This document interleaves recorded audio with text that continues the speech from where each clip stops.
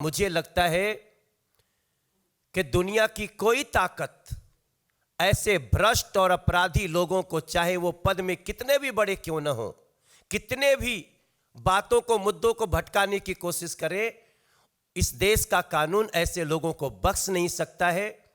और मेरा मानना है कि इसका डिटेल्स उनको देना चाहिए। यह मेरा डायलॉग नहीं है। कल भी जब मैं एक जगह बहस कर रहा था तब भी 9,500 करोड़ का आना था। आज भी मनीष सिसोदिया जी ने कहा this is best policy, then revenue कहां गया?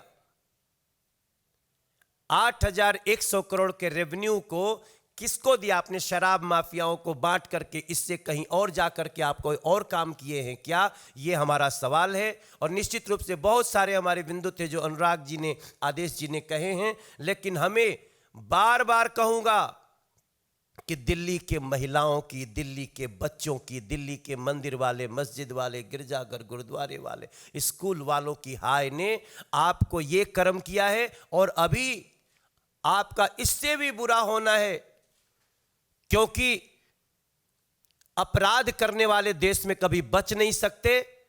और हमें इस बात की बहुत प्रसन्नता है कि जांच बहुत अच्छे से आगे बढ़ रही है। हम दूध का दूध, पानी का पानी चाहते हैं।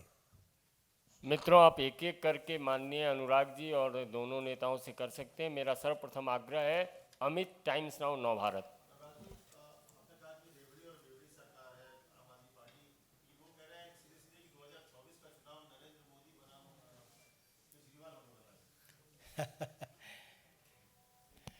इन लोगों ने बहुत प्रयास पहले भी किए,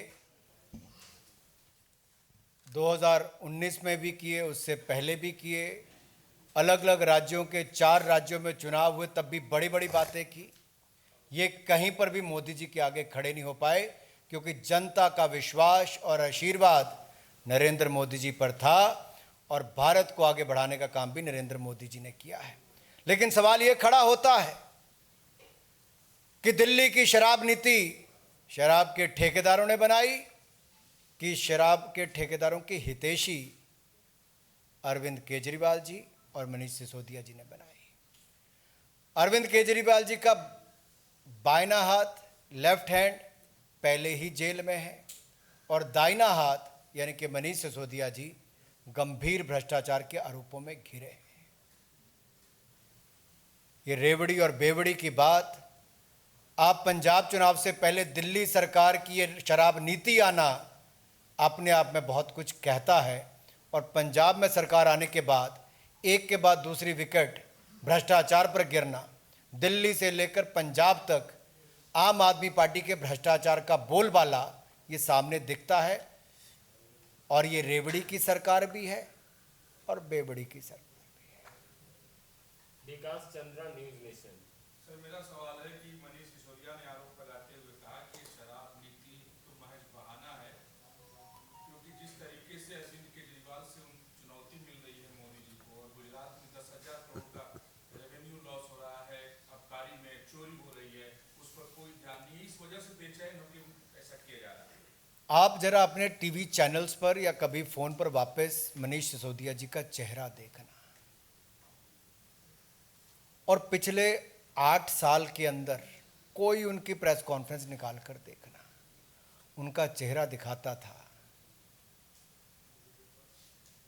कि चोर की दाल में कुछ काला नहीं, पूरी की पूरी दाल ही काली है।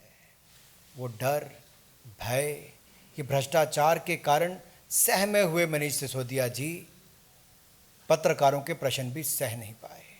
उल्टे चोर, उल्टे पांव चोर भागते नजर आए। आप देखिए, ये एक एक परत इसकी खुलती जाएगी। ये जो अक्यूज इसके अंदर सारे हैं, वो भी अक्यूज नंबर 1 मनीष सिसोदिया जी और करप्शन के किंगपिन अरविंद केजरीवाल जी। ये इनका पूरा चेहरा भ्रष्टाचार का देश की जनता ने देख लिया है, आहिस्ता आहिस्ता और बाहर आता जाएगा। देखिए, जिस तरह से दिल्ली के अंदर जो पुरानी शराब पॉलिसी थी, उसमें रिहायशी इलाकों में शराब की दुकानें खोलना बिल्कुल मना था, लेकिन इन्होंने कानून की धज्जियां उड़ा के ज़बरदस्ती इस नई पॉलिसी को लाए और ऐसी जगह शराब के ठेके खोले जो कॉलोनी के पास थे। मैं आपको याद दिलाना चाहता हूं एक स्वराज नाम की पुस्तक अरविंद केजरीवाल ने लिखी थी और उस पुस्तक के ऑथर थे अन्ना हजारे। उसमें अरविंद केजरीवाल ने साफ लिखा था कि कोई भी दिल्ली के अंदर कोई भी शराब का नया ठेका खोला नहीं जाएगा।